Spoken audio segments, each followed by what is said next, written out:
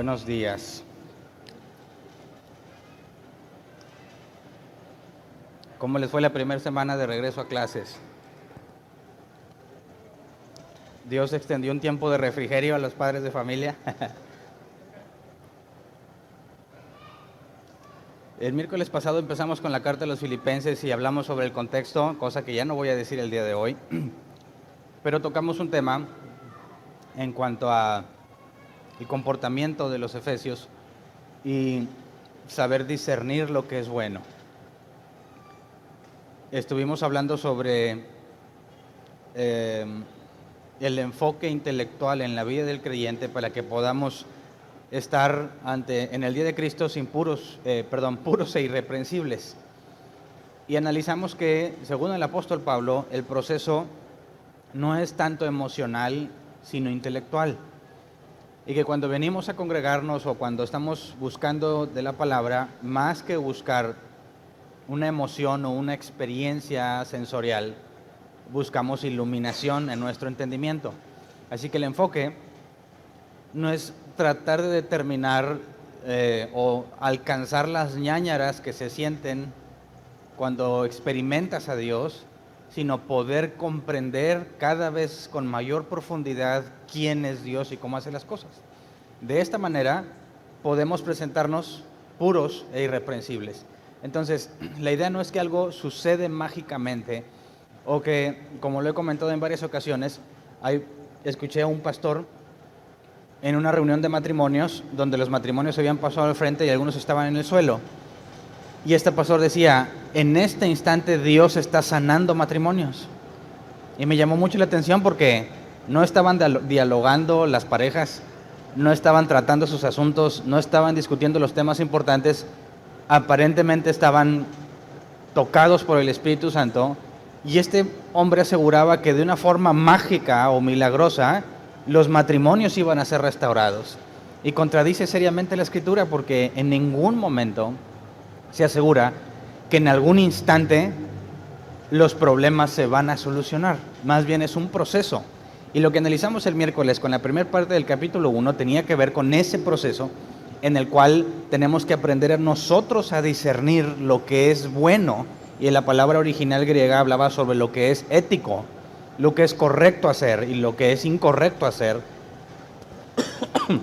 Para que podamos, en el día de Cristo, poder estar puros, y la palabra puros no era ausencia de pecado, sino sin contaminación, juzgado a la luz del día. Hablábamos de presentarnos irreprensibles y que tampoco habla de ausencia de pecado, sino habla de sin culpa. Entonces, el ser humano, mientras vivamos en este cuerpo, jamás vamos a estar ausentes de pecado, pero por medio de la confesión de nuestros pecados ante Dios, somos limpios, y me puedo presentar ante Él a la luz del día, es decir, sin nada que ocultarle, y sin culpa, habiendo confesado todo mi pecado a Dios. Pero eso se obtiene mediante la capacidad intelectual de discernir lo que es correcto y lo que es incorrecto. Entonces la idea es que hagamos ese esfuerzo que Pablo asegura que debemos de hacer, lo volvamos a hacer hoy y siempre que analicemos la Escritura.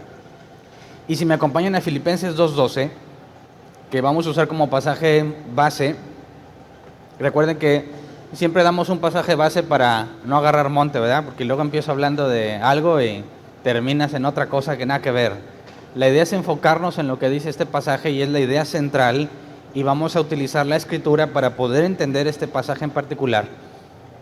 Filipenses 2:12, Nueva Versión Internacional, dice así: que mis queridos hermanos, como han obedecido siempre, no solo en mi presencia, sino mucho más ahora en mi ausencia, lleven a cabo su salvación con temor y temblor. Y el nombre del tema es lleven a cabo su salvación. Y bueno, lleven a cabo su salvación implica varias cosas, ¿no? ¿Cómo llevas a cabo tu salvación? Porque este pasaje parece indicar que la salvación depende de nosotros y de lo que hacemos. Si yo llevo a cabo mi salvación, estoy dejando la responsabilidad en mí. Si Pablo les dice, lleven a cabo su salvación, todo parece indicar que hay algo que tienes que hacer para poder salvarte. Y muchos utilizan este pasaje para demostrar que ya que la salvación depende de ti, la puedes perder. ¿Se acuerdan del ejemplo de la bicicleta, verdad? ya no me acuerdo quién se lo escuché, que la salvación es como una bicicleta que Dios te da, está bien bonita, nuevecita, las llantas bien chidas. Tú vas a la tienda, después de que ya la has tenido un tiempo, porque al principio pues no la quieres ni ensuciar, ¿verdad? Me acuerdo, Dael, mi hijo, estuvo ahorrando para comprarse un balón. Ayer por fin juntó el dinero y fue a comprárselo. Y dice, está tan bonito que ni lo quiero patear, ¿verdad? ¿Qué pasa cuando tenemos algo nuevo, algo reciente, aunque es para patearse y traerlo en la tierra, no lo quiere usar para eso porque está bien chido, dice? Pero conforme pasa el tiempo lo va a andar pateando y lo va a andar ahí ya ponchado, ¿verdad? Se nos va pasando la emoción. Dicen que cuando tú tienes una bicicleta nueva, haces todo lo posible por cuidarla, pero va a llegar el momento en que te mandan a la tienda. Llegas a la tienda y dejas la bicicleta afuera y tú te metes a comprar las cosas. ¿Alguna vez alguien hizo eso en su infancia o todavía?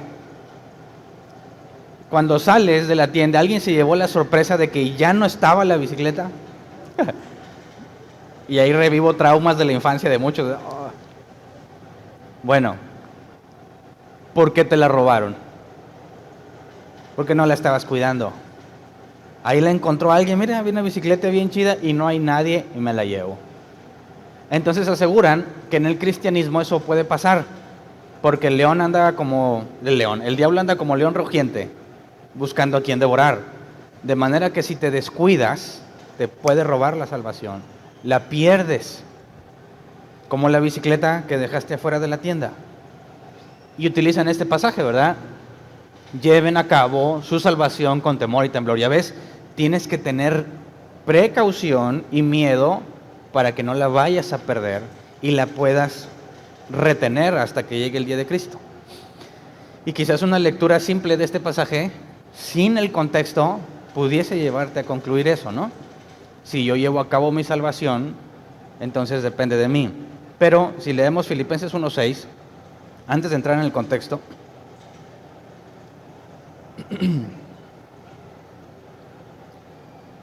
Filipenses 1:6, estoy convencido de esto, el que comenzó tan buena obra en ustedes, la irá perfeccionando hasta el día de Cristo Jesús. Es decir, un capítulo antes, Pablo está diciendo que la obra es ¿de quién? De Jesús. Entonces, ¿yo llevo a cabo la salvación o Jesús lleva a cabo la salvación? ¿Me explico?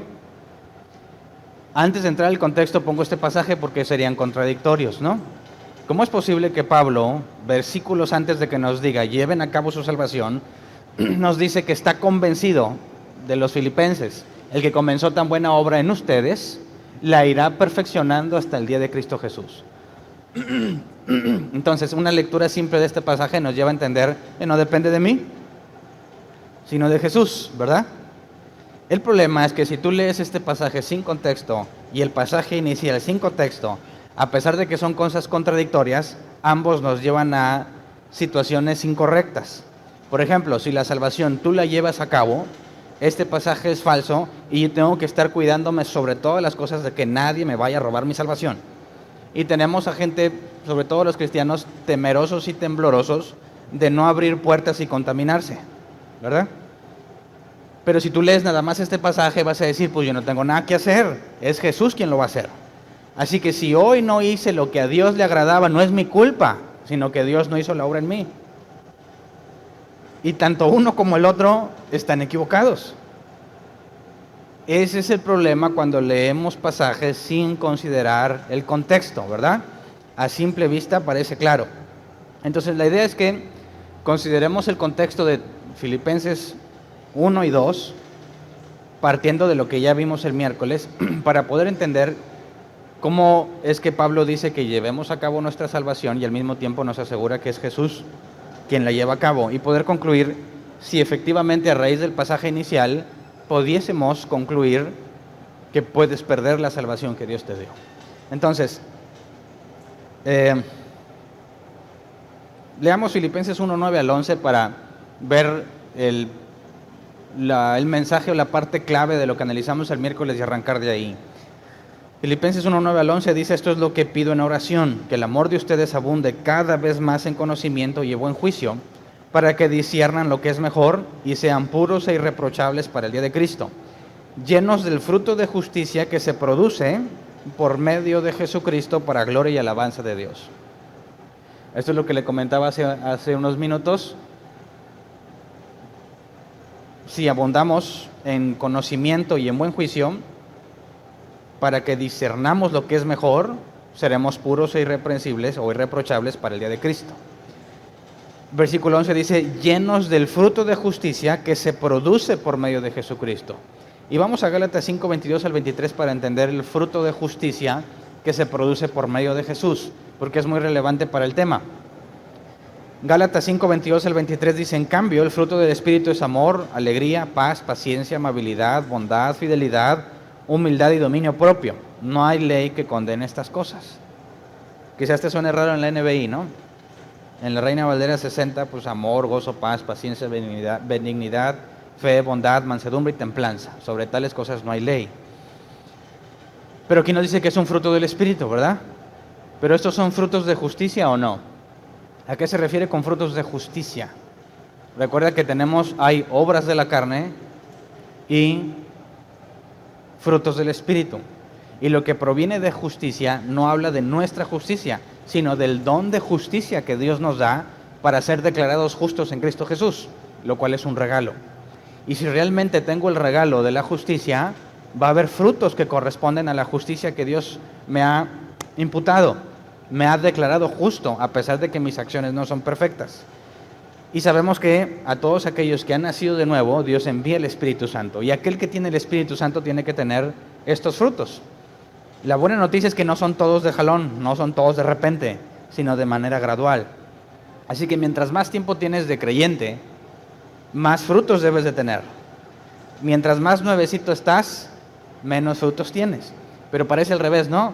Quien tiene muchas ganas por leer, aprender y venir a la iglesia son los nuevos, muchas veces. Pero en su vida personal, a veces tienen mucha falta de dominio porque los frutos del Espíritu Santo aún no están en ellos. Y tienen muchas ganas de hacer las cosas, pero en la práctica no necesariamente hacen todo lo que quieren.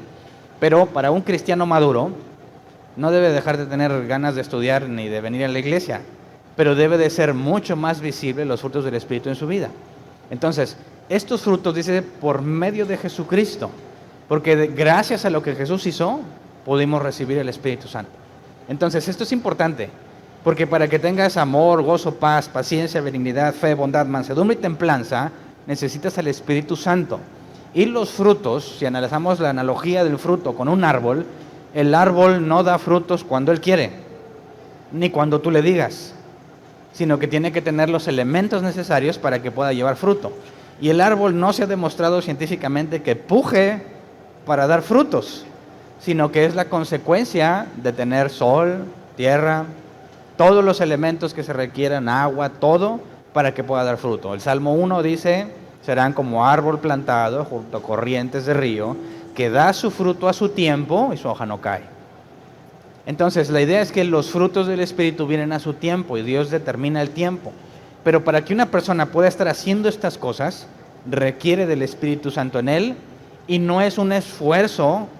Bueno, ¿sabes qué? Voy a tener mucho gozo ahora y te empiezas a reír como loco.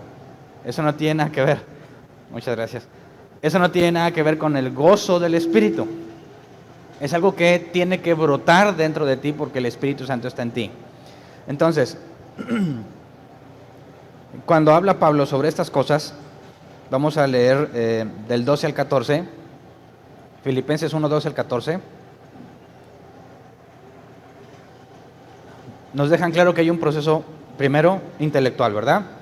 Y luego pasa a explicarnos la situación que él está viviendo, porque si los que estuvieron el miércoles recuerdan, Pablo escribió estas cartas desde la cárcel. Dice, hermanos, quiero que sepan que en realidad lo que me ha pasado ha contribuido al avance del Evangelio. Es más, se ha hecho evidente a toda la guardia del palacio y a todos los demás que estoy encadenado por causa de Cristo. Gracias a mis cadenas, ahora más que nunca, la mayoría de los hermanos, confiados en el Señor, se han atrevido a anunciar sin temor la palabra de Dios. Esto no debemos de leerlo aparte de lo que acabamos de estudiar en cuanto a discernir lo bueno y lo malo. ¿Qué pensarías de una persona que fue encarcelada? ¿Es malo o es bueno lo que le pasó? Porque decía, pues es malo, ¿no? Que Dios lo saque de la cárcel. Pablo dice, hey, aprendan a discernir lo que es bueno. Porque el hecho de que esté en la cárcel ha contribuido grandemente a que se predique el Evangelio. Por eso dice, quiero que sepan que en realidad lo que me ha pasado ha contribuido al avance del Evangelio. Entonces aprisionan a Pablo para que, como un intento de detener la predicación del Evangelio, pero ha sucedido lo contrario. Al momento de aprisionarlo, el Evangelio se ha predicado en mayor medida. Por eso dices más, se ha hecho evidente a todos los de la guardia del palacio y a todos los demás que estoy encarcelados por causa de Cristo. Y están hablando de romanos, gente en Roma que no conoce a Cristo, pero por el hecho de que Pablo está ahí en la cárcel, toda la gente de ahí está conociendo quién es Cristo. De manera que el intento por detener la predicación de Pablo lo ha llevado para que la gente que está ahí, los guardias, y lo que dice aquí, toda la guardia del palacio y todos los demás que estoy encadenado por causa de Cristo, habla de que se está expandiendo. Por eso el 14, gracias a mis cadenas, ahora más que nunca, la mayoría de los hermanos confiados en el Señor se han atrevido a anunciar sin temor la palabra de Dios. Entonces, no nada más los que están ahí han conocido de Cristo, sino que los que están fuera de la cárcel, que se enteraron que Pablo fue encarcelado, han sido movidos a predicar el Evangelio y parece indicar que antes no lo hacían. Entonces, al ver a Pablo encarcelado, algunos en el Señor reciben el ánimo, la decisión, la voluntad de ponerse a predicar. Y ahorita nos habla de dos tipos de personas. Pero no sé si alguna vez te has preguntado, si tú, imagínate que nosotros ayudásemos a algún misionero que lo mandamos a alguna parte de un país lejano y te enteras de que fue encarcelado. ¿Qué haces? ¿Haces todo lo posible por sacarlo? Ponemos en las redes sociales, liberen a Willy, suponiendo que se llama Willy el misionero, ¿verdad? Liberen a Willy, es bien injusto, por favor sáquenlo de ahí. Suena muy cristiano, ¿verdad? Suena muy correcto. Pero tú no sabes los planes que Dios tuvo para llevarlo ahí. ¿Qué tal si Dios está interesado en que en la cárcel uno de sus compañeros de celda o uno de los guardias escuche el Evangelio? Así que no podemos ser apresurados al determinar que algo es bueno o es malo sin saber discernir lo que es correcto. Y Pablo pasa a lo práctico. Disciernan lo que es correcto para que se presenten puros e irreprensibles ante Cristo, ¿verdad? Porque lo que me ha pasado, que cualquiera pensaría que es negativo, ha contribuido a la predicación del Evangelio. Entonces, si sabemos discernir lo que es bueno o es malo, no estaríamos, que espero que ninguno de nosotros esté, reprendiendo constantemente todo lo malo que te pasa, ¿verdad? Culpando a Satanás de todos los días malos que has tenido. Porque tú no sabes si camino al trabajo se te poncha la llanta, llegas tarde, pierdes el bono de puntualidad y dices, el diablo me robó la bendición. Serías un necio si aseguras, si en el proceso dejas de ver lo que Dios hizo, si llegaste a tener alguna oportunidad de hablar del Evangelio con alguien, ¿verdad? Entonces, cuando te pase algo y vas a una cita importante o vas decidido a llegar a un punto a cierta hora y por X razón pasa algo fuera de tu control, en lugar de empezar a culpar a Satanás inmediatamente, debieses considerar el discernir lo que está sucediendo y ver si hay un plan de Dios en este asunto, que todo tiene una causa, como la Escritura dice, y la causa es controlada por Dios, para poder determinar si lo que pasó realmente fue bueno o malo. Luego vamos a Filipenses 1, 15 al 17. Pablo está encarcelado y eso es bueno. Y luego dice, es cierto que algunos predican a Cristo por envidia y rivalidad, pero otros lo hacen con buenas intenciones. Entonces, cuando Pablo dice que debido a que está encarcelado, algunos están empezando a predicar el Evangelio, entre esos algunos hay dos tipos. Los que predican por rivalidad y envidia y los que lo hacen con buenas intenciones. Quisiera que analizáramos el original, lo que es la rivalidad y la envidia.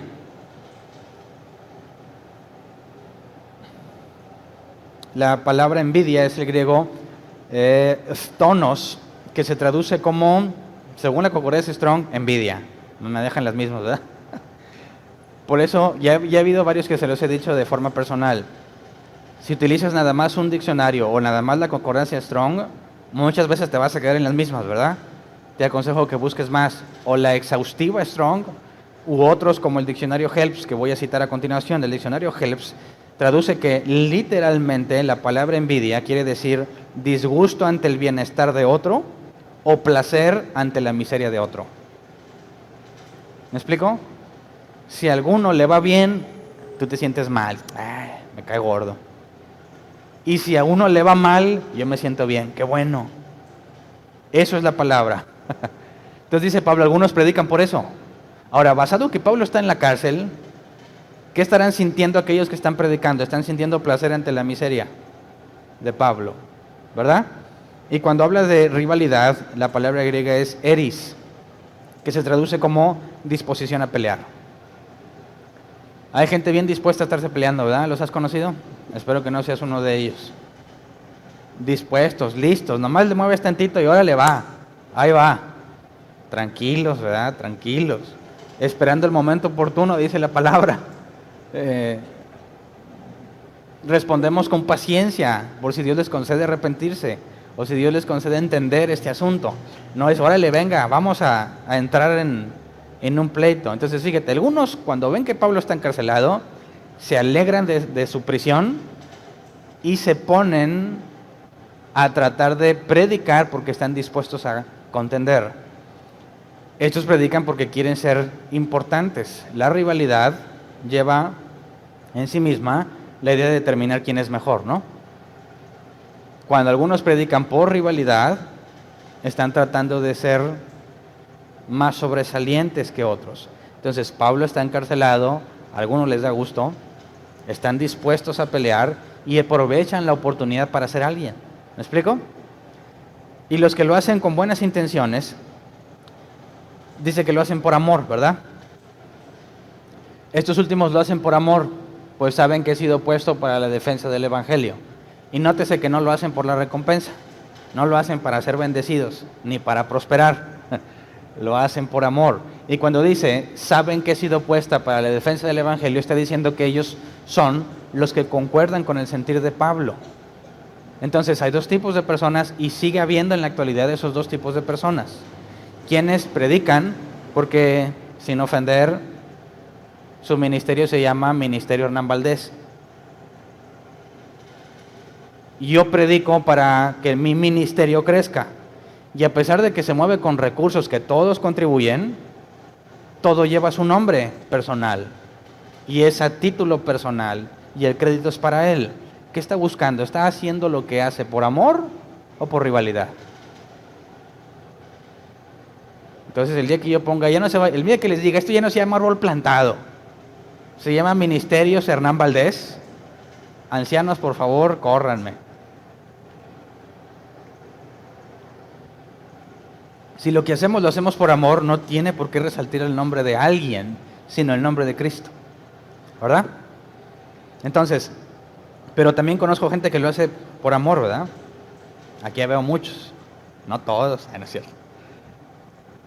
Quien lo hace con la correcta intención y alguien fuese encarcelado, si te fijas, los creyentes no están haciendo una rebelión por liberar a Pablo, ni haciendo presión para que salga de la cárcel. Están movidos a predicar aún más el Evangelio. Ya que Pablo está prisionero y su obra se ve limitada, deciden hacer parte de lo que correspondía a Pablo en cuanto a predicar a Cristo a los gentiles. Y fíjate cómo la idea es suplir la necesidad. Si uno de los principales predicadores se ve limitado, entonces salen al quite y se ponen a predicar.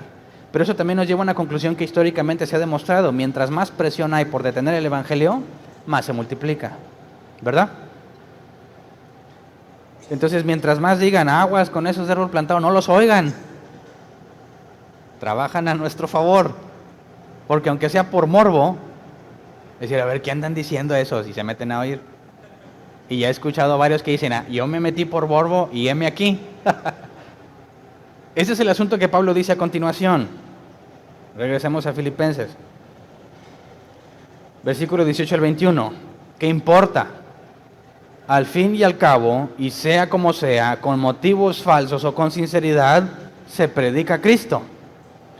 Por eso me alegro, es más, seguiré alegrándome, porque sé que gracias a las oraciones de ustedes y a la ayuda que me da el Espíritu Santo, el Espíritu de Jesucristo, que es el Espíritu Santo, todo esto resultará en mi liberación. Pausa. Primero aclara, no estoy triste. Traten de detenerme, pero se ha multiplicado la predicación del Evangelio.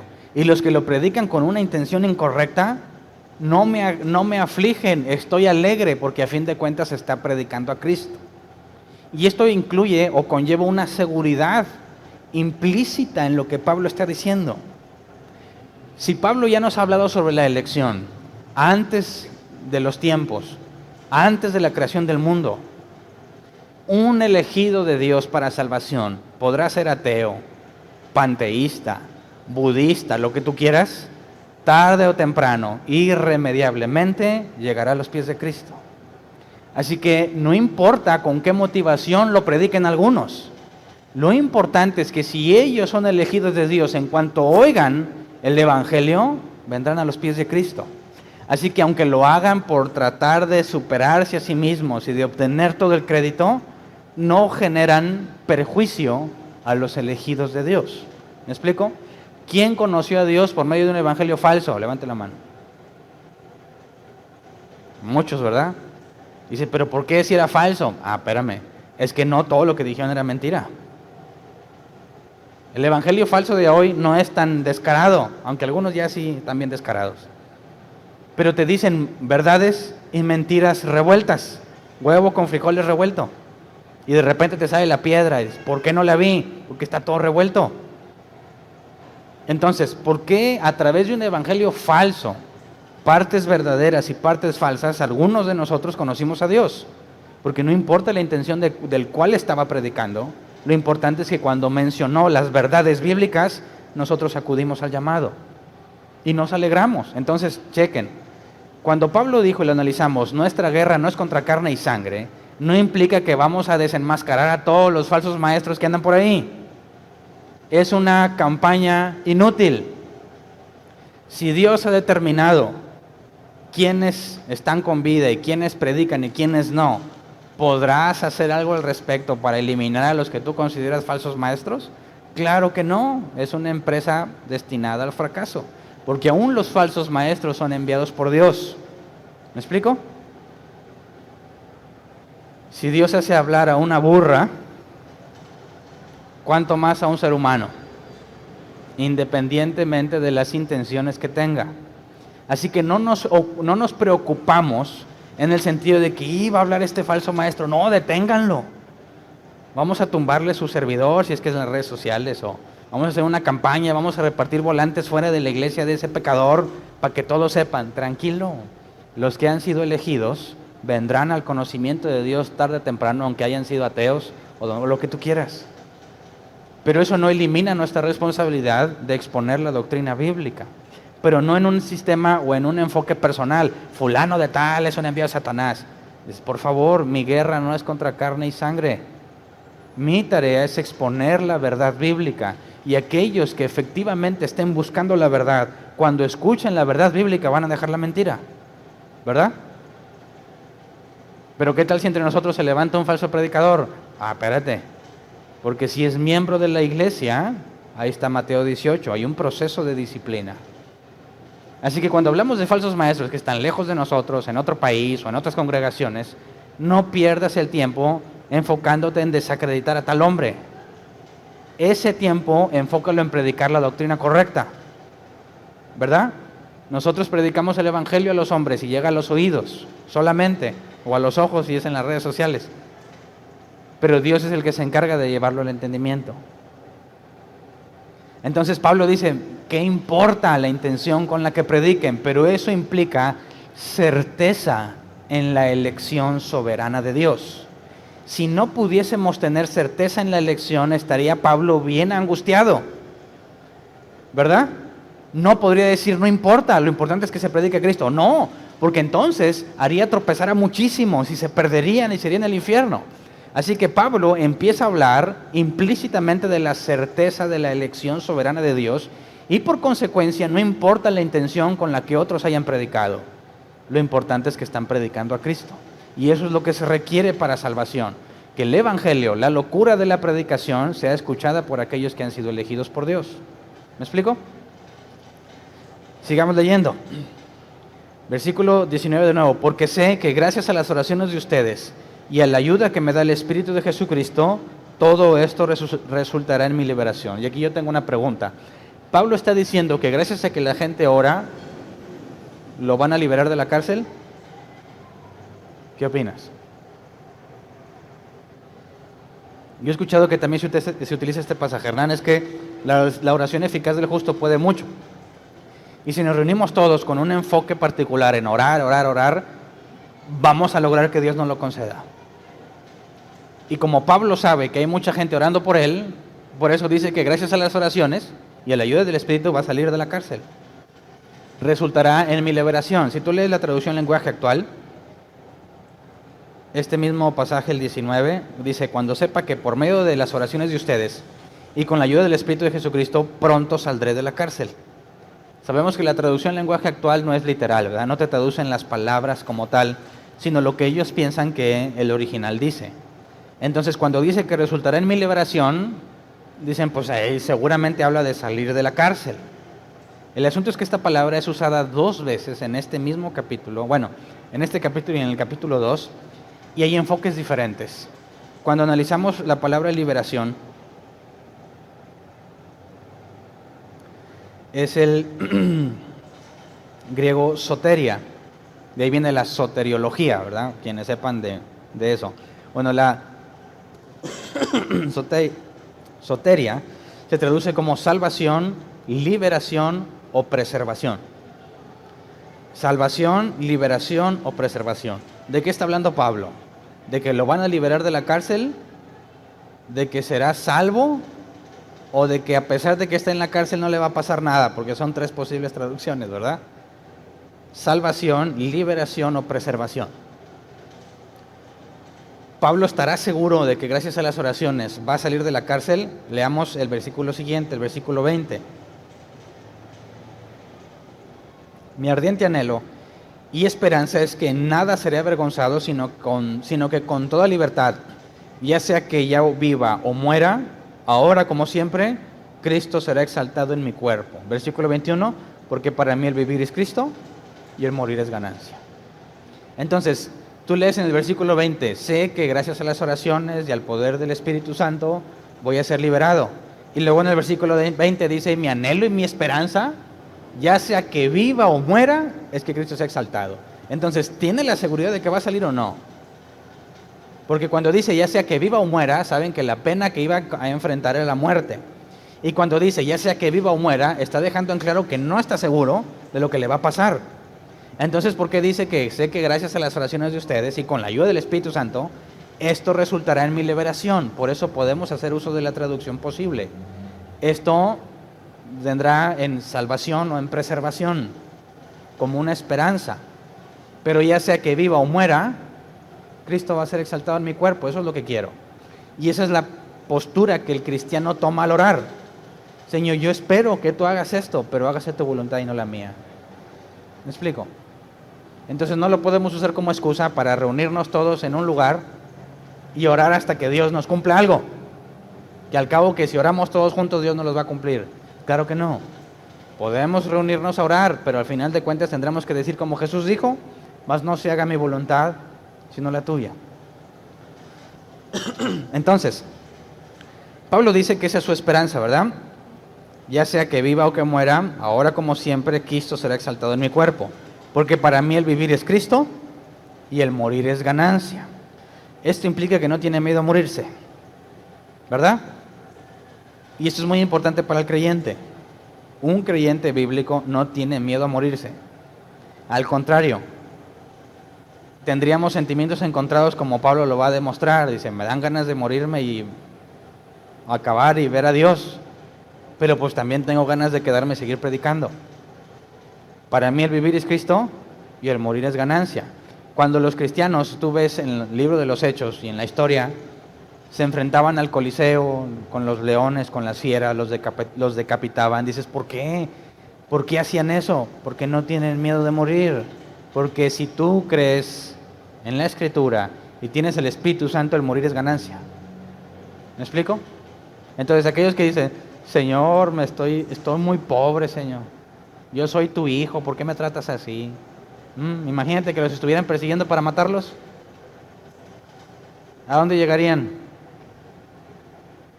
¿Permanecerían firmes al momento de su muerte o negarían a Jesús con tal de salvar su vida?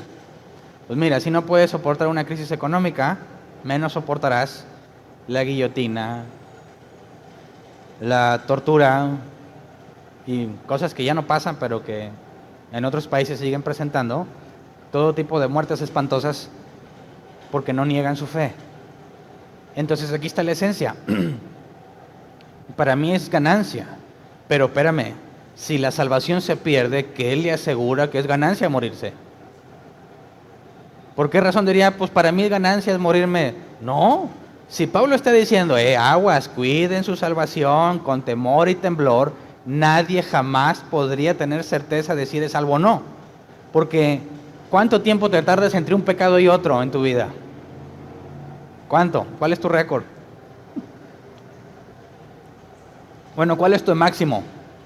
Ese es el máximo tiempo que he durado sin pecar. ¿Quién me dice? ¿Qué loco me diría? No, pues yo he estado 3 horas. Bueno, pues ya pecaste por mentiroso, ¿verdad? Porque Jesús dijo que aún con el pensamiento. Entonces pecamos continuamente. ¿En qué momento del tiempo puedo decir, ahorita estoy seguro que soy salvo, pero ya más adelante no sé porque me voy a equivocar otra vez? Es imposible que Pablo diga, para mí el morir es ganancia. A menos que si vamos a Efesios 1, 13 al 14, a menos que Pablo tenga en mente esto, Efesios 1, 13 al 14, es más.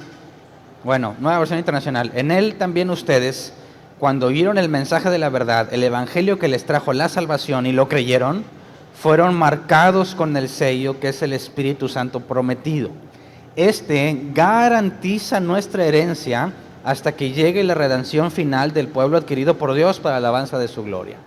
Así que quien tiene el Espíritu Santo tiene la garantía de la promesa, que no es licencia para pecar. ¿Me explico? Ningún creyente genuino diría, voy a pecar que al cabo que soy salvo.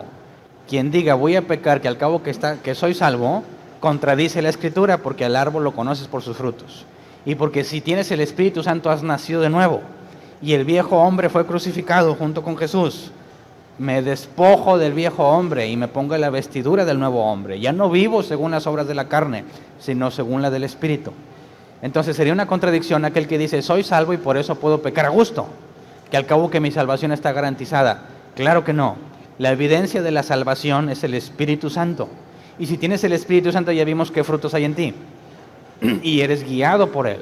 Entonces cuando Pablo dice, para mí el morir es ganancia, obviamente está considerando que si tiene el Espíritu Santo, tiene garantizada la promesa. ¿Me explico? Entonces, si la salvación se pudiese perder, según leímos en Filipenses 2:12, ¿sería congruente que Pablo nos diga esto? La única forma para que Pablo nos dijera, la salvación se pierde, y antes diga, para mí morirme es ganancia, y estoy convencido de que el que empezó la buena obra en ustedes la perfeccionará hasta el día de Cristo, la única forma en que Pablo dijera semejante contradicción es que era un tonto, ¿verdad? Que no se da cuenta de que él mismo se contradice. Y es más, no nada más él, toda la historia del cristianismo han sido todos unos tontos que no han podido ver semejante contradicción. Así que necesitamos considerar Romanos 8:30. A los que predestinó, también los llamó. A los que llamó, también los justificó. Y a los que justificó, también los glorificó. Hay siquiera un atisbo, algo que te permita ver que puedes perder la salvación. Claro que no. Entonces, ¿qué significa lleven a cabo su salvación con temor y temblor? Regresemos a Filipenses 1, 22 al 26. Si Pablo dice, para mí es morir es ganancia, no, tampoco era un cristiano que se la pasaba, Señor, ya ven y llévame, ¿verdad? ¿Alguna vez fuiste un cristiano de esos? Ya, que tu hijo venga ya, me valen los demás, yo ya me quiero ir. ¿Alguien pidió, Señor, ven ya? Levante su mano. Todos esos egoístas que no les importa el plan de Dios, dice la Escritura, hasta que entre la plenitud de los gentiles. Y algunos de nosotros dijimos, me vale, yo ya estoy dentro, que se acabe el mundo ya. Qué grave error, ¿no? Y Pablo va a plantear este error. Pablo dice, mira, para mí morirme es ganancia, tiene la certeza, la garantía de que es salvo. Personalmente es lo mejor que le puede pasar, pero ahora bien, si seguir viviendo en este mundo representa para mí un trabajo fructífero, es decir, que la gente conozca a Cristo, ¿qué escogeré? No lo sé. Me siento presionado por dos posibilidades, deseo partir y estar con Cristo, que es muchísimo mejor. Pero por el bien de ustedes es preferible que yo permanezca en este mundo. Convencido de esto, sé que permaneceré y continuaré con todos ustedes para contribuir a su jubiloso avance en la fe. Así, cuando yo vuelva, su satisfacción en Cristo Jesús abundará por causa mía. Así que Pablo pone en la balanza dos cosas, su beneficio personal y el beneficio de los gentiles al escuchar el Evangelio. Y no nada más de los inconversos, sino también de los creyentes que son edificados por medio de Pablo. ¿Cuál prefieres tú? Dice Pablo, pues está difícil, ¿verdad? Sí, algunos me dan ganas, ya Señor, llévame ya, punto. Decir, he terminado la carrera, me espera la corona de gloria. ¿Quién quisiera llegar a ese momento en su vida? Porque fíjate lo que conlleva, Pablo sabe que lo van a matar. ¿Quién de aquí sabe cuándo se va a morir? Pablo tenía una idea, me voy a morir. Y puede decir, en lugar de estar, Señor, no, extiéndeme la vida, no me lleves, ahora sí voy a trabajar. No, dice, si ya llegó el día de mi partida y Dios lo ha definido, es porque terminé. Eso implica que se puede perder, que Pablo dijera, oye, no, si pierdo la salvación en el camino, dame chance a Dios unos 2 días más para ahora sí vivir bien y que la salvación la tenga segura. No, si ya llegó el día de mi muerte es porque acabé la obra, he terminado mi carrera. Pero Pablo va a decir ahorita, no es que yo ya haya hecho todo lo que tengo que hacer, sino que su confianza está puesta en aquel que perfecciona la obra que empezó en él hasta el día de Cristo. Entonces el día que yo muera, si tengo el Espíritu Santo en mí y Dios me permite saber con anticipación qué día voy a morir, puedo llegar a la misma conclusión que Pablo si tengo certeza en la salvación. Ya acabé, porque Dios es fiel. Y si Él me eligió, Él terminará la obra en mí. Y si Él dice que se acaba mañana, hoy termino. ¿Me explico? ¿Hay temor a la muerte? Es que no sé cómo me va a ir. ¿Y qué tal si veo el gran trono blanco? Bueno, quien piensa que la salvación se pierde, tendrá que pensar así. Híjole, mañana me muero. Perdóname todo, Señor, todo, hasta lo que no me di cuenta. Voy a que me hagan una limpia, algo. Porque necesito estar limpio para cuando me muera en ese instante, si no me perdí. ¿Verdad? ¿Y qué tal de aquel que cristiano dice, Señor, me comprometo a ser fiel en este asunto, por no aventarle pedradas a nadie, un asunto X. Resulta que fracasaste, dices, y en ese momento, ¡pah!, te atropellan y te moriste. ¿Te salvas o te pierdes porque moriste en pecado? ¿Qué contestarías? Es una pregunta difícil para aquel que cree que se pierde la salvación y que la sostiene él, ¿verdad? Porque diría, Santo Padre, pues estaba en pleno pecado, ni pude confesarlo. Ni chance me dio de decir Dios, perdón, embarrado. ¿Se perdió o no? Si él sostiene su salvación, la conclusión es muy negativa, porque murió en pecado. ¿Me explico? Pero si la elección y la predestinación es verdadera, ¿qué pasará? Hemos recibido perdón de nuestros pecados por medio de la sangre. ¿Me explico? Pero no, eso no me da licencia para pecar. Eso me da confianza en que a pesar de mí, Dios es fiel. Dios no cambia. Dios no se arrepiente. ¿Me explico? Entonces, cuando Pablo habla sobre esto, está implícita de forma clara y contundente la certeza en la salvación. Entonces dice versículo 27, pase lo que pase, compórtense de una manera digna del Evangelio de Cristo. ¿Qué se refiere pase lo que pase? Bueno, ya sea que lo saquen de la cárcel o no, ya sea que muera o que quede vivo, pase lo que pase. Imagínate las palabras de Pablo, que fundó la iglesia en Filipos, y esta gente ha hecho mucho, y lo analizamos también el miércoles, ha hecho mucho por ayudarlo donde quiera que se encuentre Pablo. le han mandado dinero, le han mandado personas que les ayude. ¿Qué sentirían ellos para con Pablo saber que se puede morir? ¿Qué sentirías tú si fueses Pablo sabiendo que la iglesia no va a poder tener el beneficio de ser instruido directamente por una persona encomendada por Dios? Sabemos que Pablo no era indispensable en el hecho de que ya ni modo los filipenses se arruinaron porque Pablo ya no estaba. Pero si Pablo era un genuino maestro, siempre estaría dispuesto a enseñar la Escritura, a ver por el crecimiento de aquellos que Dios le ha confiado su cuidado. Entonces les dice, pase lo que pase, ya sea que me muera o no, compórtense de una manera digna del Evangelio de Cristo. ¿Te fijas? Pablo está seguro de la salvación, pero nos invita a comportarnos de manera digna. En ningún momento hay licencia para pecar a gusto. De este modo, ya sea que vaya a verlos o que estando ausente solo tenga noticias de ustedes, porque no lo han liberado, sabré que siguen firmes en un mismo propósito, luchando unánimes por la fe del Evangelio. Versículo 28 al 30.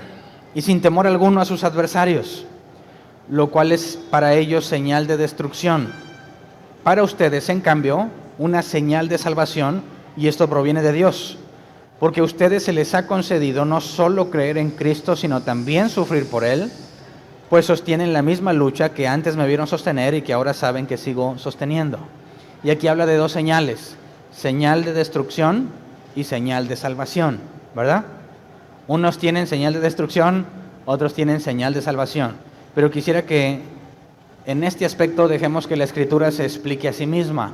¿Qué son estas señales de las que habla Pablo? Vamos a 2 de Tesalonicenses 1, 4 al 12.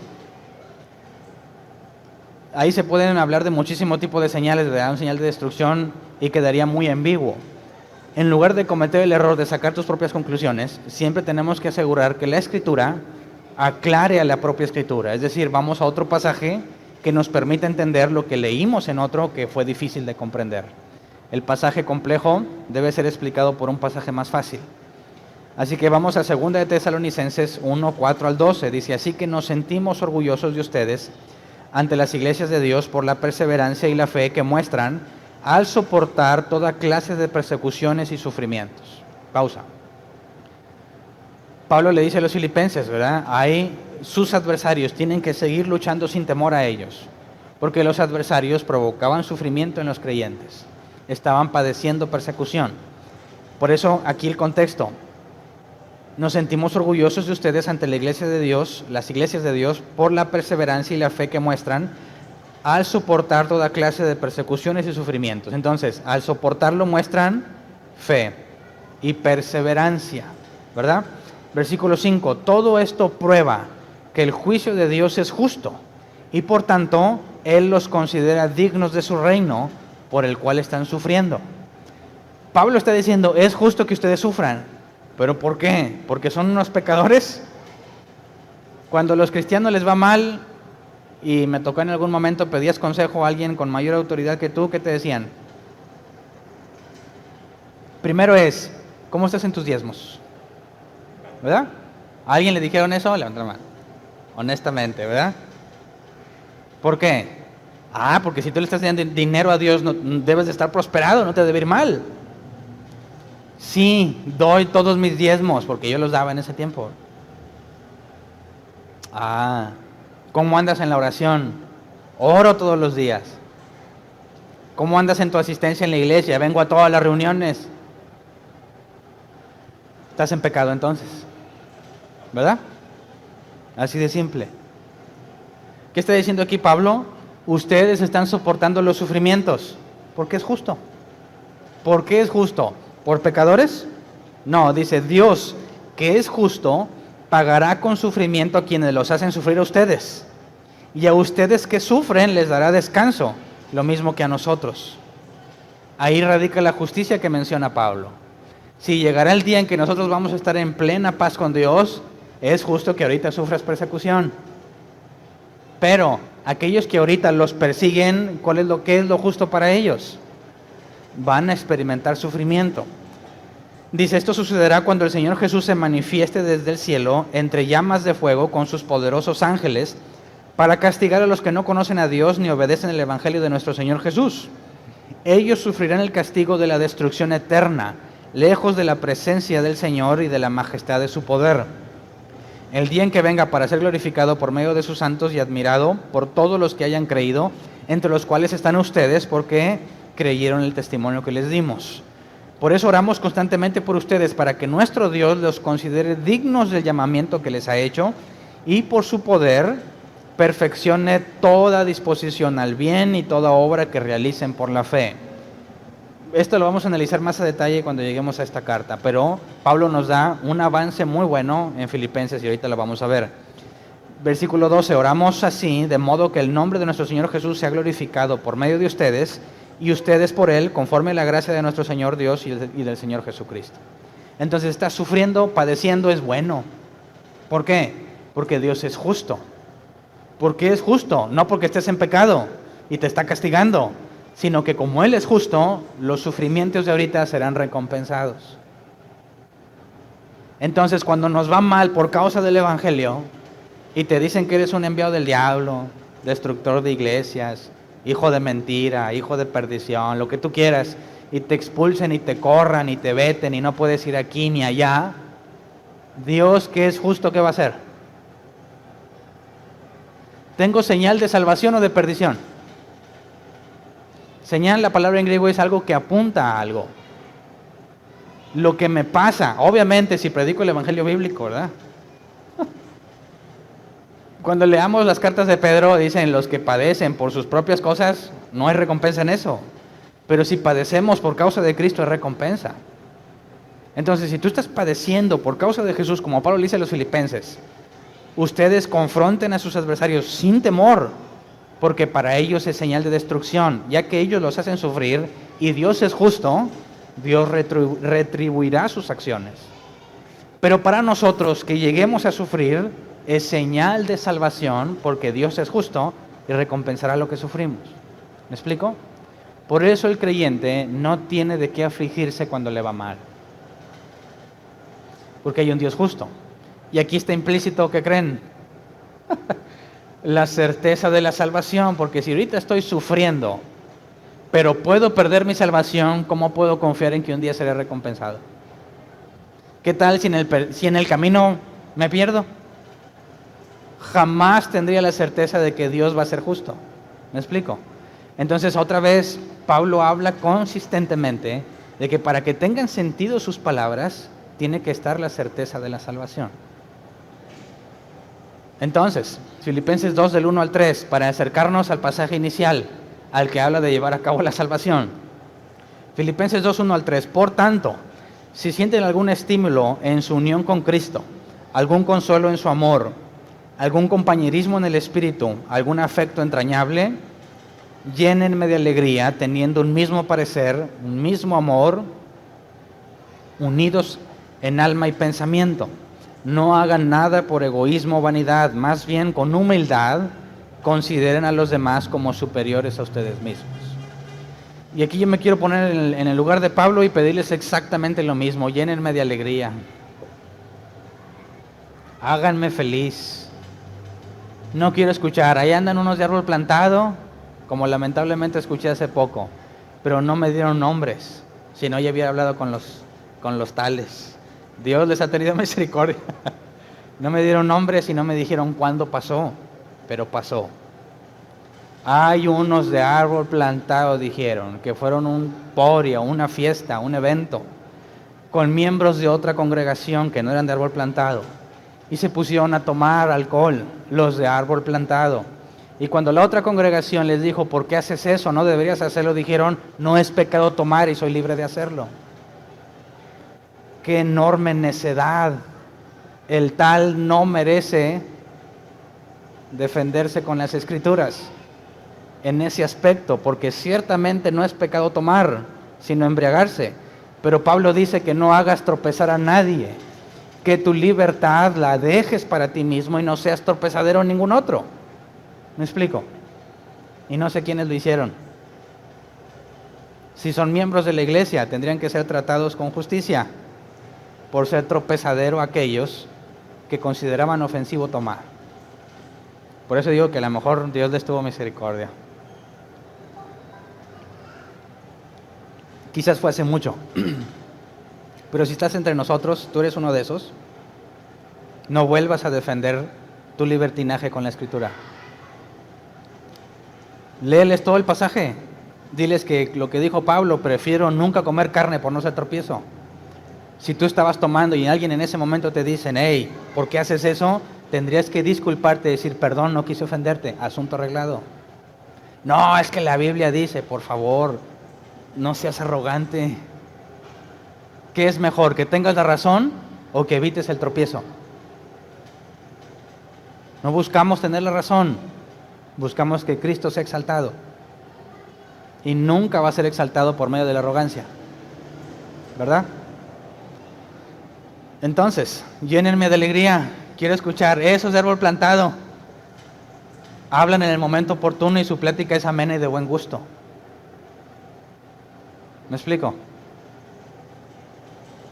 No hagan nada por egoísmo o vanidad, más bien con humildad consideren a los demás como superiores a ustedes mismos. Entonces aquí hay una consideración importante porque Pablo habla de dos cosas opuestas entre sí. La humildad es lo opuesto a la rivalidad, ¿verdad? La rivalidad es tratar de ser el más importante, el mejor. La rivalidad busca ser mejor que otros. La humildad, dice Pablo, es ver a los demás como mejores a ti mismo. ¿Me explico? Y si en una situación similar tú tienes libertad escritural para tomar y alguien se ofende con lo que estás haciendo y eres humilde, ¿cuál es la conclusión? ¿Cuál es la conclusión lógica de tu comportamiento? Es como si alguien que supiera mucho más que tú te estuviera haciendo una corrección y dirías, perdón, lo hice por ignorancia o por necio. No quiero ofenderte. Eso es humildad. Rivalidad es, no, espérate, es que tú no sabes la Biblia como yo y tú no sabes que eso no es pecado. ¿Te das cuenta de la arrogancia? El llamado es a la humildad. No ser tropezadero a nadie, porque lo que buscamos es exaltar a Cristo. Y la Escritura es clara en cuanto a esto. Filipenses 2:4 al 11. Pablo pone el ejemplo máximo. Cada uno debe velar no solo por sus propios intereses, sino también por los intereses de los demás. La actitud de ustedes debe ser como la de Cristo Jesús, quien siendo por naturaleza Dios, no consideró el ser igual a Dios como algo a que aferrarse. Por el contrario, se rebajó voluntariamente, tomando la naturaleza de siervo y haciéndose semejante a los seres humanos. Y al manifestarse como hombre, se humilló a sí mismo y se hizo obediente hasta la muerte, y muerte de cruz. Por eso Dios lo exaltó hasta lo sumo y le otorgó el nombre que está sobre todo nombre, para que ante el nombre de Jesús se doble toda rodilla, en el cielo y en la tierra y debajo de la tierra, y toda lengua confiese que Jesucristo es el Señor, para gloria de Dios Padre.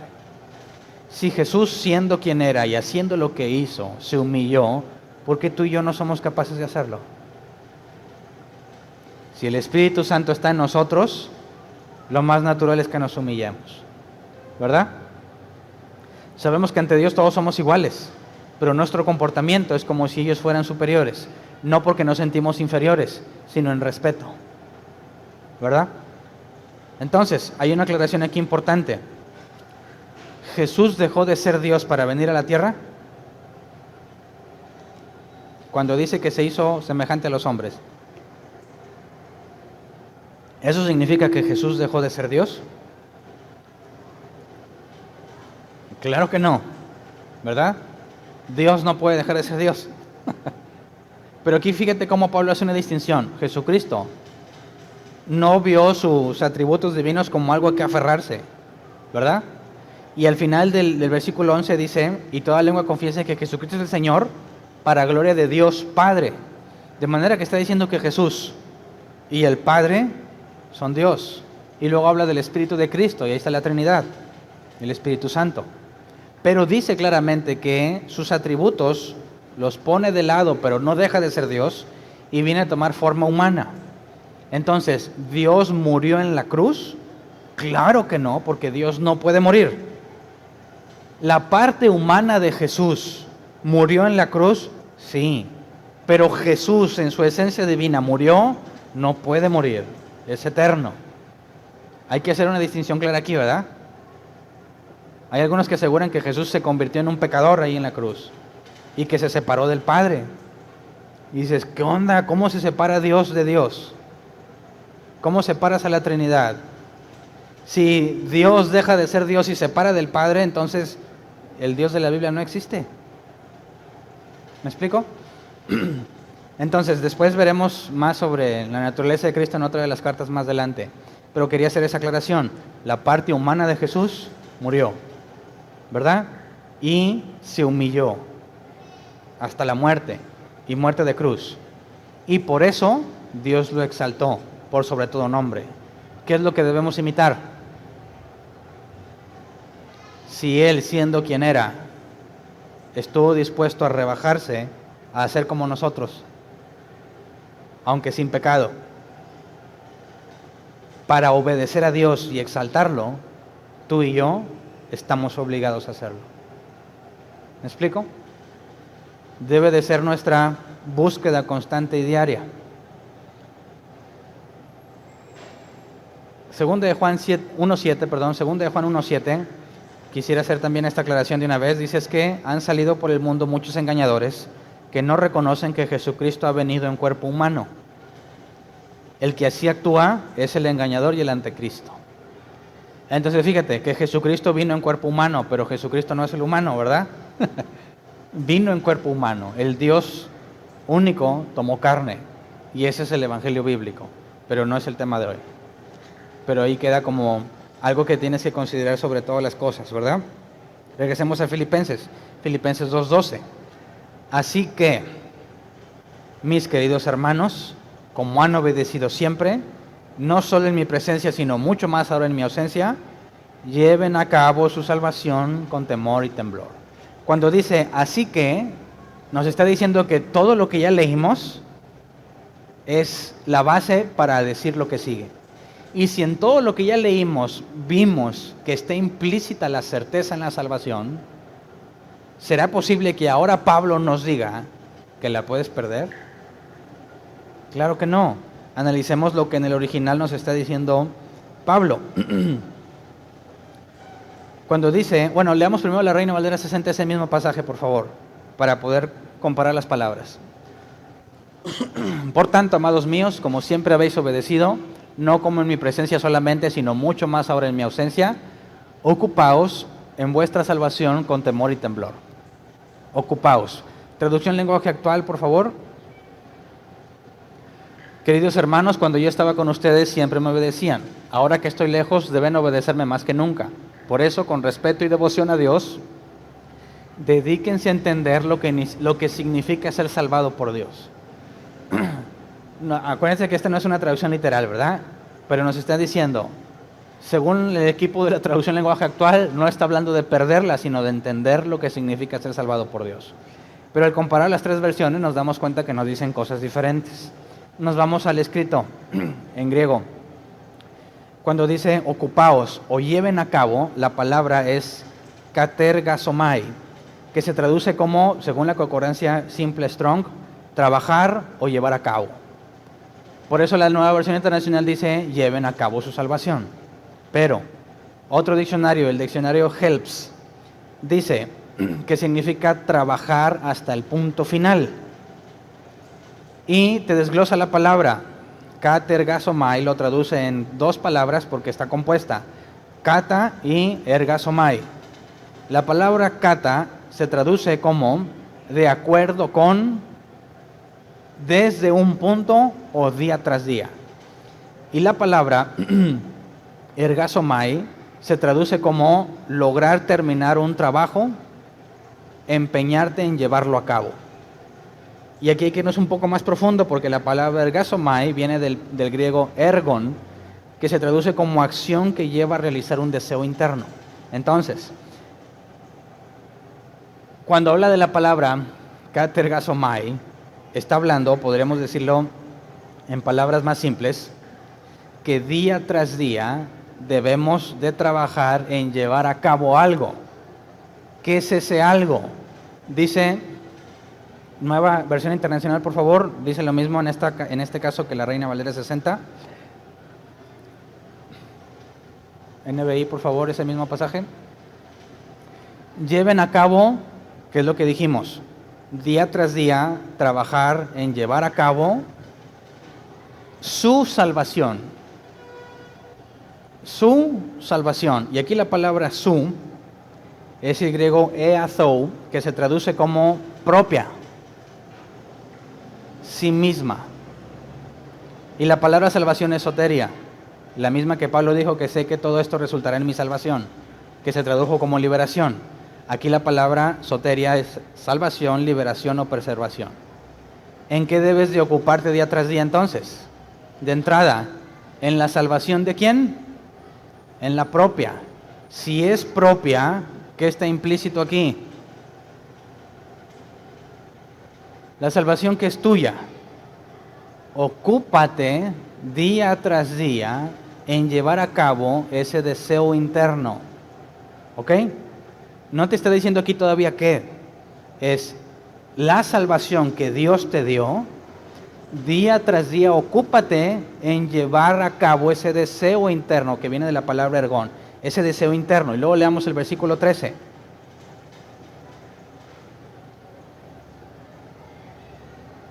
Nueva versión internacional.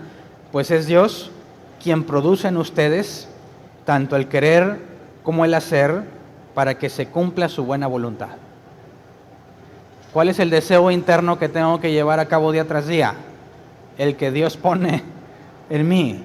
Dios pone el querer como el hacer, pero quisiera que checáramos el original también porque es interesante. Cuando dice que es Dios quien produce, la palabra griega es energeo, que se traduce como estar operando o estar produciendo. Y el diccionario Helps lo traduce como energizar, trabajar en una situación que nos lleva de un punto a otro. Y hay un ejemplo. Cuando tú pones corriente eléctrica en un cable que está conectado a un foco, para que el foco alumbre, ¿qué tienes que hacer? Ponerle corriente. Si no le pones corriente, el foco no prende.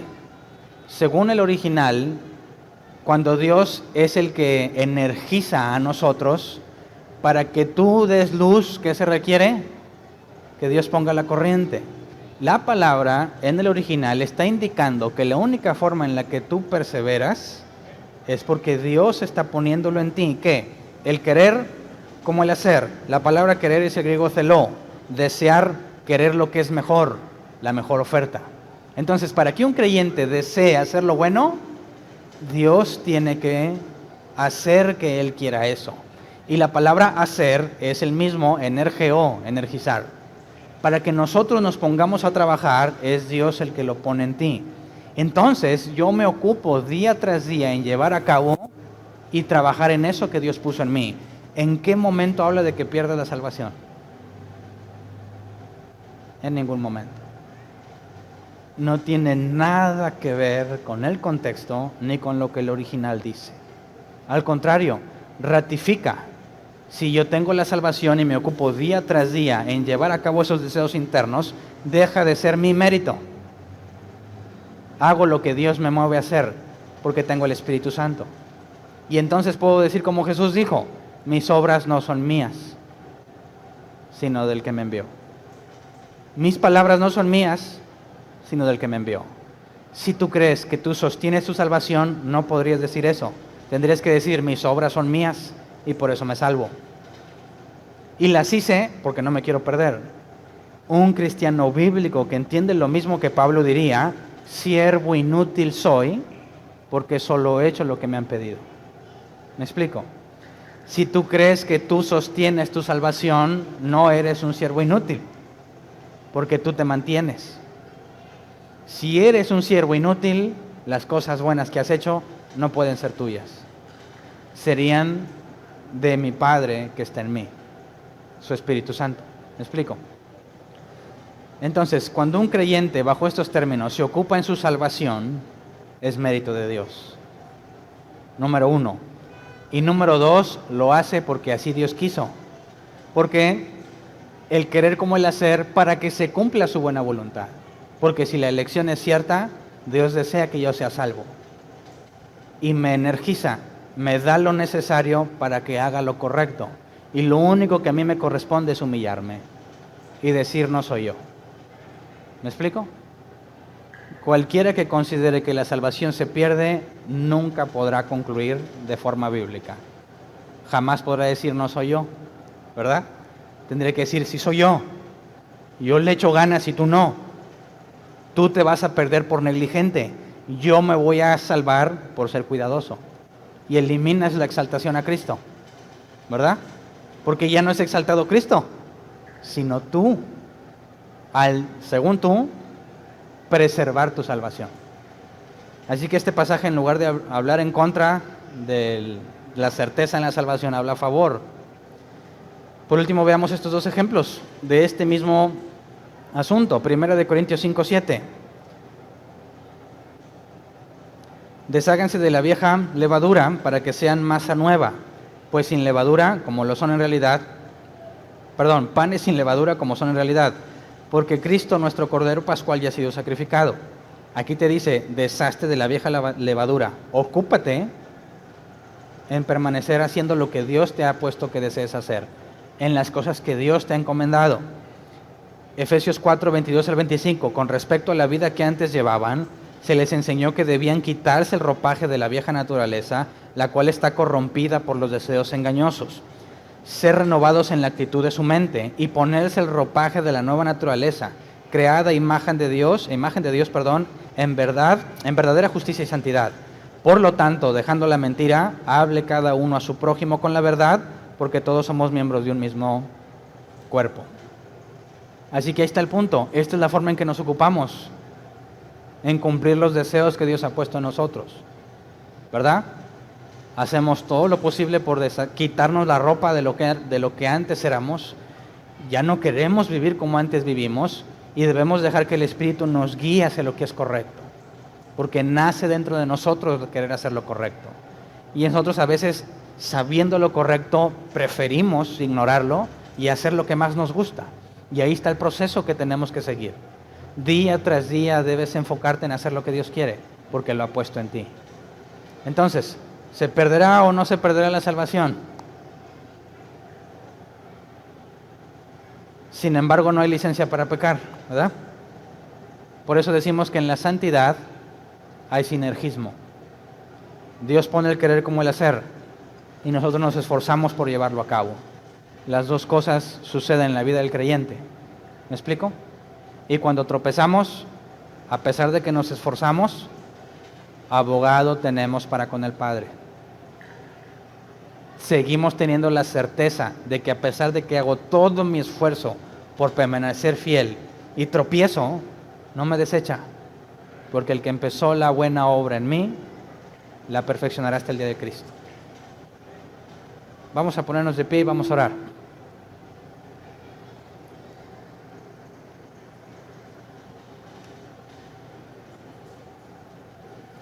Esta enseñanza se llama, o lo conocen mucho como la perseverancia de los santos. La idea de que Dios es fiel a pesar de que yo soy infiel. Y en medio de todos mis errores, hago todo mi esfuerzo por continuar, que me corresponde hacer todo mi esfuerzo, pero es Dios quien me sostiene perseverando. Un verdadero creyente podrá pecar, no en el sentido de licencia, sino en el sentido de posibilidad. Es bien probable, 99% probable, de que en un momento más caigas.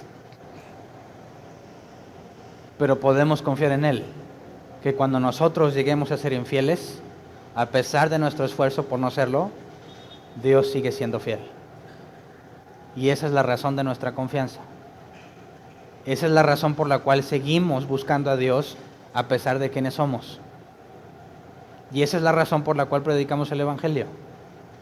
Porque el momento que uno de los elegidos de Dios escuche el Evangelio bíblico y sea el día que Dios ha designado para él, vendrá. Entonces, hagamos un compromiso con Dios. Que el querer y el hacer que Él ha puesto en nosotros sea correspondido con nuestro máximo esfuerzo. Oremos como el salmista: Señor, endereza mis pasos. Si te fijas, no es Señor, gracias porque voy bien. No, endereza mis pasos. Crea en mí un corazón limpio.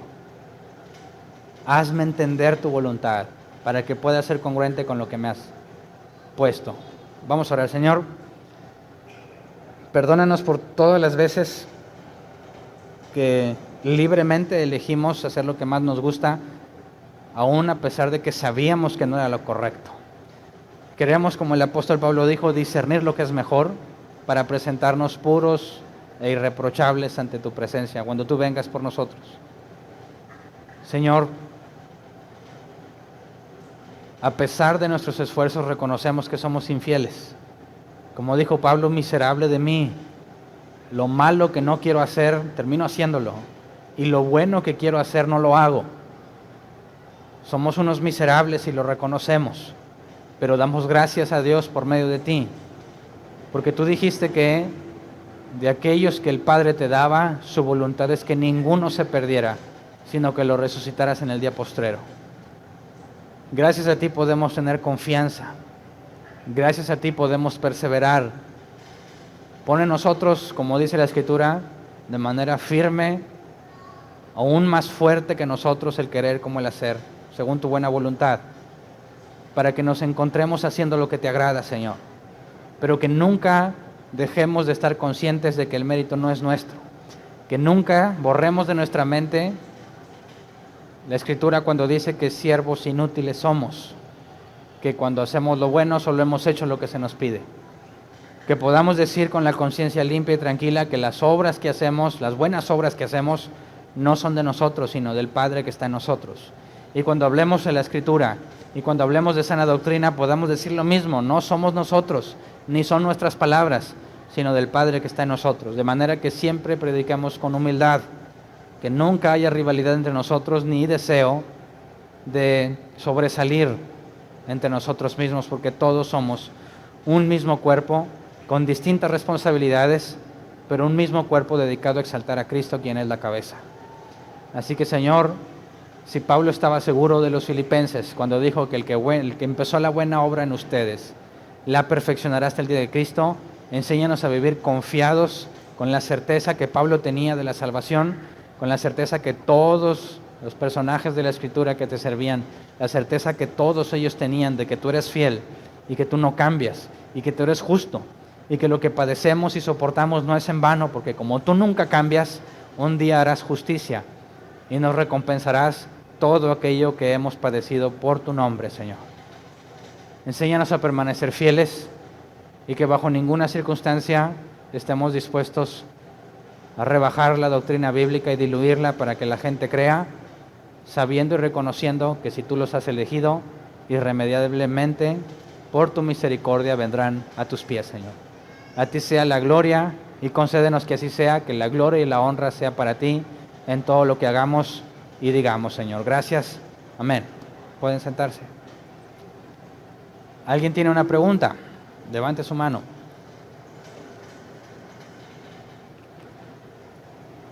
¿Alguien tiene alguna pregunta? Gracias. Levante tu mano a la una. Allá.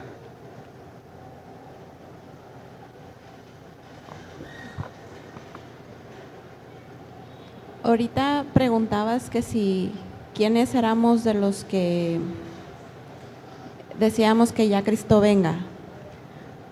Y cuando Jesús oró, venga tu reino, ¿no es lo mismo o es otra cosa? No, porque la iglesia está para establecer el reino de Jesús, no para apresurar su venida. No sé si me explico. El reino de justicia, paz, misericordia, la iglesia es un ejemplo de ese reino, ¿verdad? En nuestro máximo esfuerzo. Y luchamos para que el mundo conozca el reino de Dios. Pero eso no implica que nosotros constantemente estamos, ya Señor, ya estamos desesperados, ven y no nos importan los demás. ¿Sí me explico? Sí, gracias. Y la última pregunta es, dijiste que la parte humana de Jesús murió, La parte humana. pero que Jesús no dejó de ser Dios. Uh-huh. Y cuando Jesús dijo que nadie sabe el día ni la hora, ¿Él ahí está incluido? ¿Él tampoco sabe o Él sí sabe? Llegará un momento en el que Jesús recobre todos los atributos de los cuales se despojó. Cuando la Escritura habla de que tendremos lo veremos en Tesalonicenses, cuando habla sobre un cuerpo glorificado como el de Cristo, eso nos da un tip muy importante, porque si nosotros vamos a tener el mismo cuerpo que Cristo, ¿significa que vamos a convertirnos en Dios? y que vamos a ser omniscientes y claro que no. De manera que aún el cuerpo glorificado de Cristo está limitado, ¿verdad? Pero su divinidad no ha cambiado. Cuando nosotros obtengamos el mismo cuerpo glorificado que Cristo, ya no habrá corrupción en nosotros, pero seguimos siendo seres limitados. Luego después llega el día en el que la Escritura dice que cuando baje la nueva Jerusalén, la luz del Padre y del Cordero alumbrará a todo ser humano y lo veremos cara a cara tal cual es.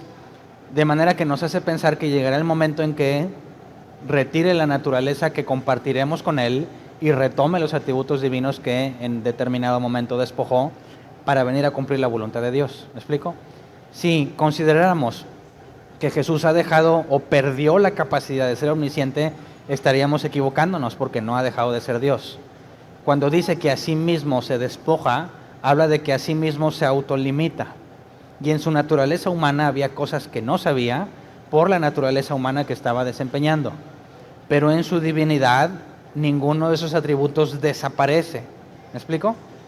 Voluntariamente, el Dios invisible toma forma humana que nosotros podemos comprender, ver y escuchar, de manera que Jesús es la imagen del Dios invisible, para que podamos interactuar y lleguemos a ser semejantes a Él. Pero en ningún momento dejó de ser menos Dios de lo que era. ¿Sí me explico? Más adelante, como quiera, nos vamos a adentrar en esa doctrina, porque cuando hablemos de la Trinidad, que es un Dios en 3 personas, hay que hacer un enfoque en Jesús, que siendo una persona de la Trinidad tenía 2 naturalezas, la naturaleza humana y la naturaleza divina. Pero necesitamos más trasfondo bíblico para analizarlo más a detalle. Paciencia. ¿Alguien más tiene una pregunta? Sí, buenas tardes. En cuanto a la justicia, tengo duda cuando, por ejemplo, un creyente y un no creyente te hace algo. Entonces, bueno, con el creyente, pues tienes paciencia o le dices, ¿verdad? Si te ofendió o algo, si el creyente sigue actuando igual y ves que no, pues tú ya pones tus límites, ¿no? Porque pues es desgastante estar conviviendo con alguien que repite y repite, aunque sea creyente, ya el Señor en su momento trabajará con él, ¿verdad? O conmigo, seguirá trabajando. Sí, no, porque Bueno. está el proceso de la disciplina, ¿verdad? Ok. O sea, no te esperas a que Dios lo cambie, no. No. Seguimos el proceso de disciplina. Hablas con Él, según Mateo 18. No te hace caso, trae testigos. No hace caso, dilo a la iglesia. No hace caso, expúlsalo. Sí, qué difícil Luego. es eso, pero bueno. Y cuando es uno creyente en tu día a día, ¿verdad? Que para cuando quieres hasta sales tú regañado o te tratan mal y tú dices, pues oye, no, espérame, o sea, empiezas ahí a dialogar, ¿no? A tratar de hacer justicia dentro de tu criterio. Y el no creyente, pues te trata peor, o bueno. Y a veces dices, no, hombre, ya, o sea, ¿ahí qué? ¿También tengo que seguir o simplemente, pues Dios también me va a hacer justicia con los no creyentes en su momento? O sea… Sí, el punto es cuándo, ¿verdad? Sí, porque luego más cuando se refleja, por ejemplo, bueno, en mi caso con mis niños, de cuando ellos les gusta mucho el béisbol y hay una mesa directiva de unos papás ahí muy difícil y repercute con ellos, ¿no? En todo. Entonces te me dices, pues lo saco, pero pues no me voy a estar saliendo de todos los grupos, o sea… Pero y dice, Señor, ¿hasta cuándo? O sea, y yo les estoy enseñando a mis hijos la constancia, el deporte, o sea, dices, ahí sí te desesperas. La Escritura también dice someteos a las autoridades. Si nosotros se nos hace una injusticia y legalmente está penado, podemos acudir a las autoridades para que se haga justicia. El contexto bíblico es que el emperador ordenaba la tortura de los creyentes. ¿Qué se podía hacer al respecto? Gracias a Dios a nosotros no nos ha pasado eso. Y si alguien hace algo contra ti, hay muchos recursos legales que puedes usar para buscar que se haga justicia o haya restitución. Sin embargo, estamos llamados a amar a nuestros enemigos. Entonces, aunque haya mucha agresión, estamos dispuestos bíblicamente por amor ágape, por decisión, a que si tiene hambre, le das de comer, le das de beber, o lo ayudas en una situación extrema. Eso no significa que le tienes que llevar regalitos siempre, ¿verdad? ni que vas a sentir bonito cuando lo ves. Quizás va a ser insoportable estar con él, pero si llegase el momento en el que requiere ayuda, estamos obligados a brindarla, porque si Cristo nos ha amado a nosotros, nosotros tenemos que amar a nuestro prójimo como a nosotros mismos. ¿Me explico? Entonces, cuando estamos batallando con situaciones entre personas no creyentes que no van a entender lo mismo que entendemos nosotros, el llamado es a la paciencia y a someternos a las autoridades. No es necesario llegar a golpes o agresiones si hay, bueno, bajo ninguna circunstancia los cristianos, ¿verdad? Si hay recursos que se puedan usar, interponer quejas contra alguien mayor en autoridad o buscar que se corrija de manera pacífica la situación. Por eso es insoportable, como la Escritura dice, para las tinieblas la luz es insoportable. Porque si tú estás en un lugar y quieres hacer lo correcto y los demás no, tú vas a ser el odioso. No sé si me explico. Imagínate que estás en un salón y el maestro empieza a repartir los exámenes. No sé quién le ha pasado y tú ves tu calificación y dices 52. Dices, hijos.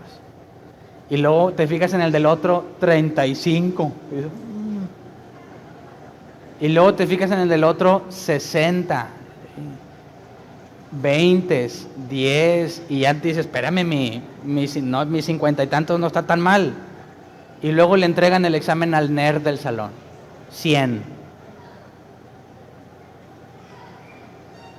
¿Qué pasa normalmente cuando todos salen mal? ¿A alguien le pasó en la universidad o en la preparatoria? Creo que en la secundaria no lo hace, nomás abajo. Si todos salen mal, se hace proporcional, ¿verdad? Y el que mejor salió se toma como escala más alta y se revalúan todos, ¿verdad? Porque si todos salen mal, la culpa la tiene el maestro. Pero cuando sale el nerd con 100, ¿qué significa? Imagínate que el maestro le dice, ten, Hernán Valdés, tu 100. Digo, pues no me voy a echar yo solo en mi propio ejemplo, ¿verdad? Tú me demuestras que el problema no es mío. ¿Tú crees que en ese momento todo el salón se va a poner de pie y le va a aplaudir a Hernán? ¡Bravo! Por ese 100. ¿Cómo van a ver al nerd de la clase? Lo van a odiar. Ah, ¿significa que hizo algo malo? No, pero por su culpa queda visible mi falta de estudio. Cuando un cristiano vive entre los no creyentes y busca hacer lo correcto, no pienses que te van a amar. Entonces dicen, oye, sucedió un problema en una escuela, en una situación. Van los papás del niño y son creyentes y van a arreglarlo. Van a decir, esta gente es bien agresiva, se están peleando. Ya, hombre, pues aguántate o que el niño se agarre a golpes y ya. Si quieres hacer lo correcto, vas a ser visto como el odioso. ¿Verdad? Así que no nos confundamos. Yo lo digo porque hay muchos que prefieren ser negligentes. Ah, hombre, así déjalo, ¿para qué te metes en problemas? Sí, hombre, así ya. Porque quieren evitar el estar ahí de que ahí viene otra vez estos a quejarse. Pues me quejo porque está mal. Y hay que hacer lo correcto. Pero le vas a caer mal a todo el mundo. Entonces ahí hay que ser sabios, ¿verdad? Y saber en qué cosas vale la pena ir a defender la justicia y cuáles cosas es mejor perdonar la ofensa. ¿Me explico? ¿Alguien más tiene una pregunta? Con el tema, ¿verdad? Ya el salón de clases y eso ya no. ¿Sí, qué pasa si yo saco 80? No. Ese ejemplo era nada más para responder la pregunta. ¿Quién le había levantado la mano? No la bajen hasta que tengan el micrófono porque nuestros hermosos edecanes se pierden. Bueno, a mí me hicieron una pregunta sobre, se predica el Evangelio y el Nuevo Testamento no habla de que se predique el Evangelio a los niños. Pablo predicaba a todo tipo de gente, pero no especifica a niños. Y solamente hay un versículo donde dice Jesús, dejad que los niños vengan a mí, porque de los tales es el reino de los cielos. Y en otro donde Nehemías parece que estaban todos pequeños y grandes escuchando la palabra de Dios, se leía. Pero entonces, ¿qué pasa con los niños? Tendríamos que ir en la instrucción que Jesús le dio a sus discípulos. Sí, de predicar el Evangelio, toda criatura. ¿Eso excluye a los niños? Ok. ¿Alguien más? Nadie más.